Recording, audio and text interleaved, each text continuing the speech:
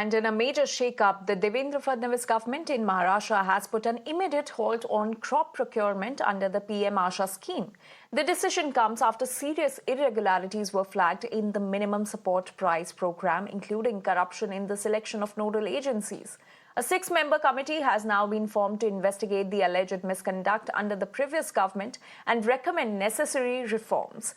The marketing ministry, led by BJP's Jaykumar Raval, issued an order last week stating that complaints had surfaced about state-level agencies demanding money from farmers for procurement. Preference was also allegedly given to family members in these agencies. With this, questions are now being raised about former marketing minister Abdul Sattar from the Shiv Sena. He was in charge when these irregularities took place.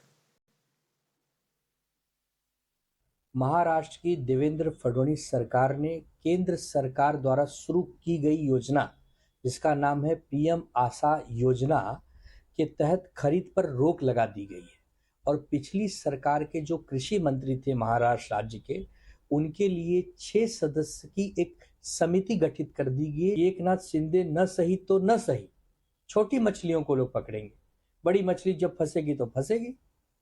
Devendra Fadnavis जी एकनाथ शिंदे जी के बीच में जो शीत युद्ध है ना, अब धीरे धीरे गर्म युद्ध में बदलते जा रहा है।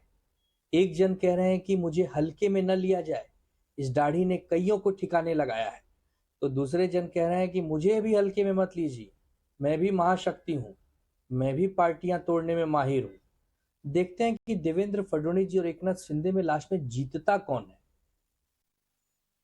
देखो, ऐसे कोई गलत अगर नोडल एजेंसी होगी, उसकी अगर इंक्वायरी होती होगी, उसको हमारा समर्थन रहेगा। कोई भी गलत काम किसी भी मंत्रीगण से हो या सरकार से होना नहीं चाहिए, यह हमारी भी भूमिका है। इसलिए देवेंद्र फडणवीस साहब ने जो भूमिका ली उसको हम समर्थन देते हैं। अगर गलत है तो उसके ऊपर कार्रवाई भी करनी चाहिए और उनको जेल में भी भेजना चाहिए। हम ये सिर्फ सब लोगों को भी दिखाना चाहते हैं कि हम जो सरकार चला रहे हैं, हम किसी को भी बख्शेंगे नहीं, भले वो सत्ता में रहने वाला भी इंसान रहे तो उसको भी माफ किया नहीं जाएगा। कोल्ड वॉर किंवा आमचा वॉर जो आहे तो महाराष्ट्र विकास विरोधी लोकांच्या बरोबर आहे। विकासाला विरोध करणाऱ्या लोकांच्या बरोबर आमचा वार युद्ध असेल, कारण आम्ही विकासाचा अजेंडा घेऊन पुढे जातोय। त्यामुळे तुम्ही काही म्हटलं कोल्ड वॉर वगैरे तर कुठलंही नाही, आमचं सगळं थंडा थंडा कुलकुल आहे। त्यामुळे तुम्ही असं कधी आणि आमच्यामध्ये कधी असं कुठलंही कोल्ड वॉर नाही होणार ना, काय हॉट वॉर होणार। त्यामुळे तुम्ही चिंता करू नका आणि फक्त एवढंच आहे कि तुम्ही एखादी बातमी वर्तमानपत्रात आली,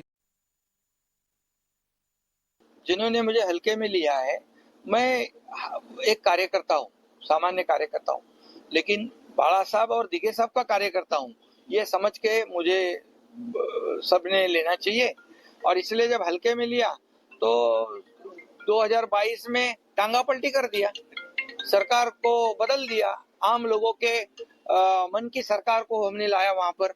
और डबल इंजन की जो लोग चाहते थे, डबल इंजन की सरकार चली। और देखो, मैंने उस वक्त कहा था विधानसभा के पहले मेरे भाषण में कि मैं और देवेंद्र जी 200 से ज्यादा सीटें लाऊंगा, तो 232 सीट आई है।